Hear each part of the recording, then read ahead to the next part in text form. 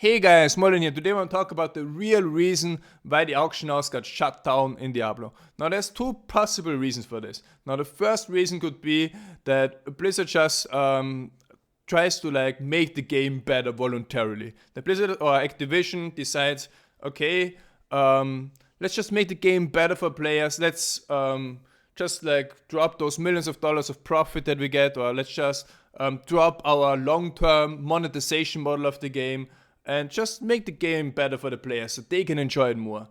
Or the second, in my opinion, more valid reason would be that there is something that has that has forced Blizzard to close the auction house or made it very important for them to close the auction house.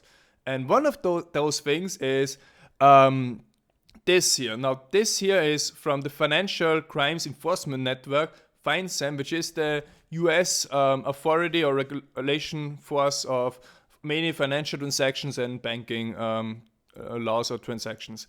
And they issued the statement, by the way, just by coincidence, on March 18, 2013, exactly 1 year before the auction house, the day the auction house was shut down. And this date, by the way, was announced 6 months in advance.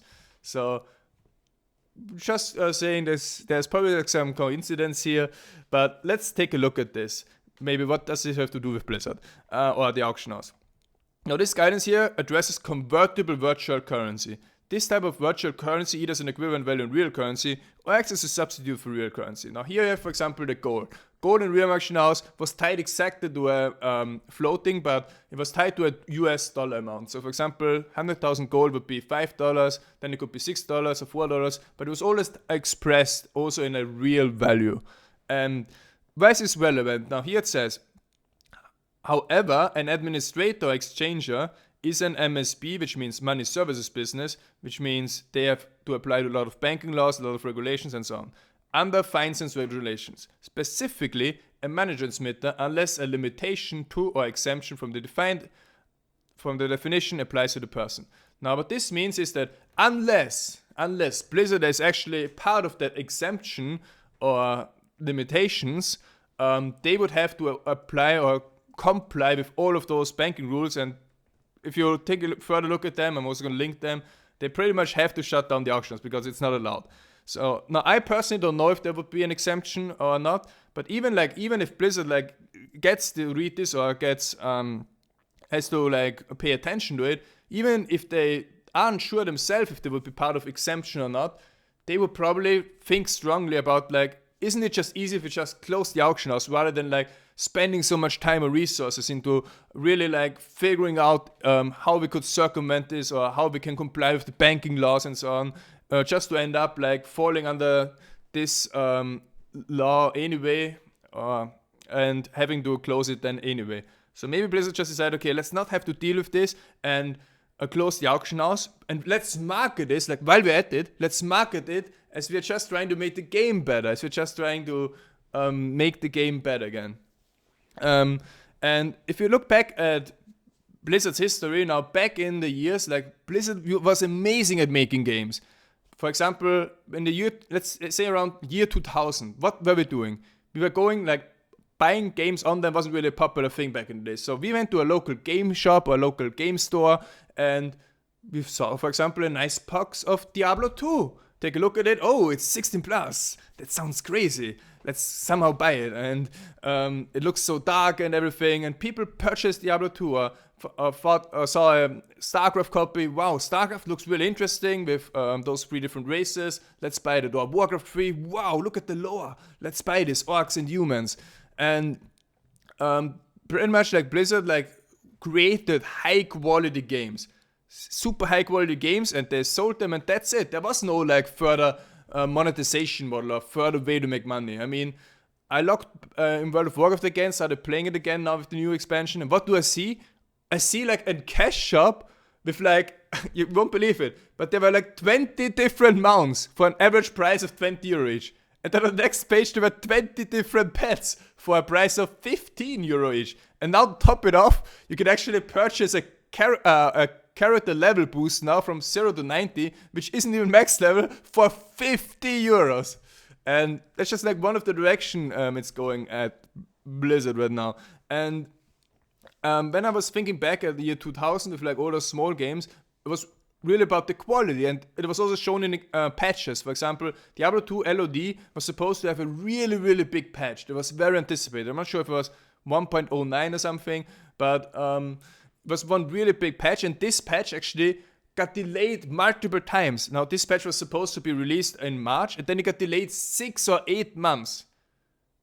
It was delayed by 6 or 8 months, but what happened then was, when the patch was released, it was insane. It was the best patch any game has ever seen so far. The game improved so much and was so polished. There was like 0 bugs, because Blizzard took their time back in the days to like really make something high quality. And that brings me back to the release of Diablo 3.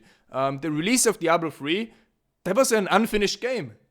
I mean, even like while leveling already saw it. For example, you play Diablo 3 for the first time, and then you reach Act 4. And then 8 minutes later, you stand in front of Diablo. Why is it so? Because Act 4 was rushed. Blizzard didn't have the time to make a proper Act 4 or something. It was completely rushed. I mean, there's 2 zones, Guardians of Hope, then there's 2 zones, Silver Spire, and zone 1, level 1 and 2 almost look the same. And then there's 3 bosses, and that was it. That's like crazy how little time they spent or were able to spend on this. And why is that so? Because in 2007, 2008, Blizzard got acquired by Activision. So they are now a big corporation, a very big company, and it's more about the money now. And that can be seen in any of the Blizzard games. And I said before, with World of Warcraft, back in the days, it used to have character transfer for €20 and maybe faction change for 25.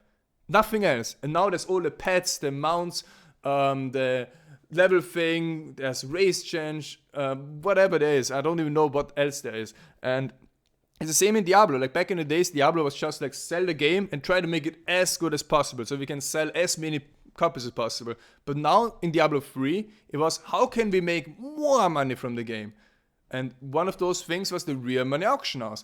And the game was even tailored, or was made a lot worse itself, just because of the fact that it had a real money auction. So for example, Blizzard made the game at release, so the Inferno was so hard that actually to progress through Act 1 or Act 2 in the original version, you needed gear from Act 3 or Act 4, which was mostly farmed by either like no-life players who played 18 hours a day, or also by people who found some exploits, for example, Invincible Wizard exploit, Demon Hunter exploit, and so on.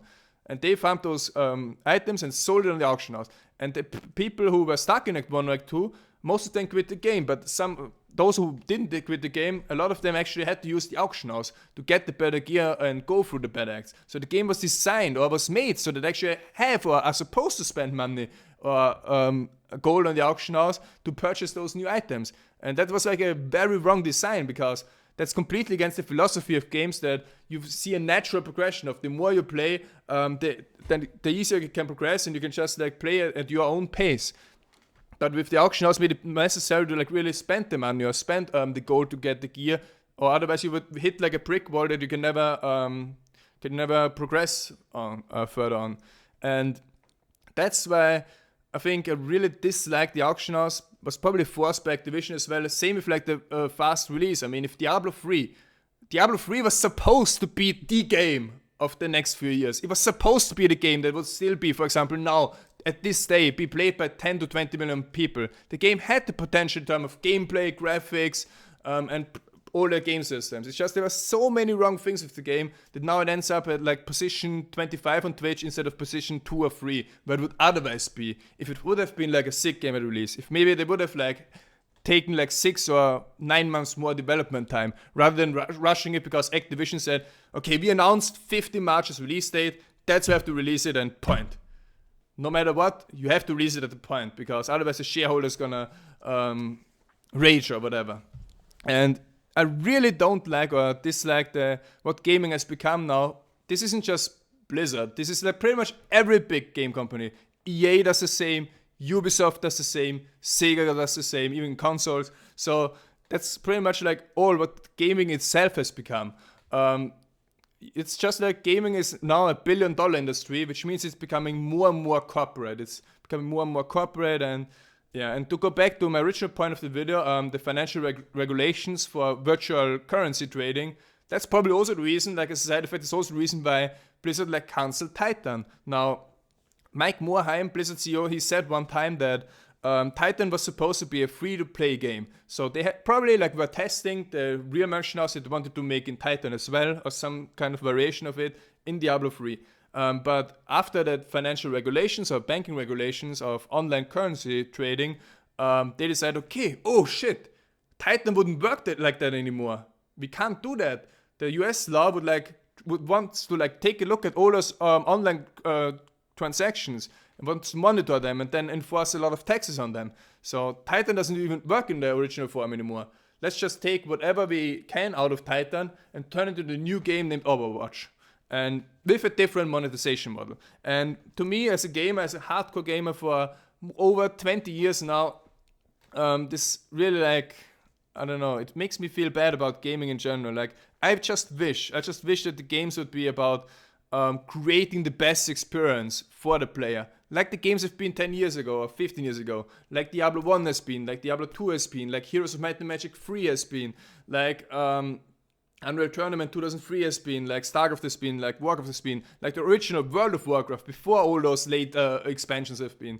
But it seems like that's just how the gaming world is these days. We probably just have to comply with it because I don't think we as players can really change much. But ultimately, I just hope that things keep getting better again, that there will be more competition, and that maybe gaming companies realize that if they want to really have success long term, they should really like forget short term how they can make like the most money, how they can extract the last dollar from the player base, and think about how can we make the best games that can be played or by the most players and also like get played by most players and get the most positive feedback. And that's what I just want to talk about today. Hope you guys enjoyed the video. And yeah, ultimately I'll still be a gamer. We'll see how the next years will be for us. Thanks for watching. I'll be back.